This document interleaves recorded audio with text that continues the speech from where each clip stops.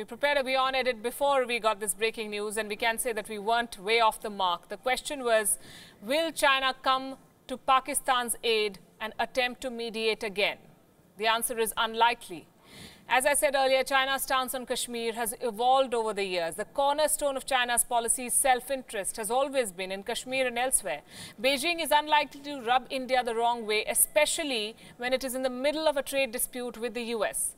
Besides, there's a high-profile visit from India beginning soon. India's External Affairs Minister S Jaishankar will travel to China on a 3-day visit from August 11th to 13th. A week ago, the objective of this visit was to set the stage for the meeting between Prime Minister Modi and Chinese President Xi Jinping in India in October.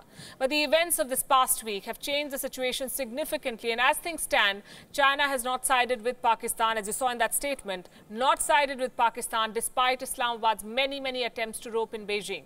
But the Xi Jinping government has spoken out on Ladakh and Aksai Chin. We expected nothing else. Minister Jaishankar's visit would be the beginning of direct diplomatic conversation on the Kashmir issue. He is likely to remind China of the bilateral agreements that are in place between India and China, and that the Kashmir move was an internal matter aimed at ushering development in the region. And China is unlikely to go to the UN on the back of Pakistan's complaint, because there is no merit in that complaint. Beijing offered mediation in the past. This time, they may at the most choose to raise concerns which they have, saying that tension should not be escalated because they have their investments to protect in POK and strategic interests in Ladakh and Aksai Chin. Also, China is on the back foot when it comes to the United Nations. Recently, remember, the issue of Uyghur Muslims brought them notoriety.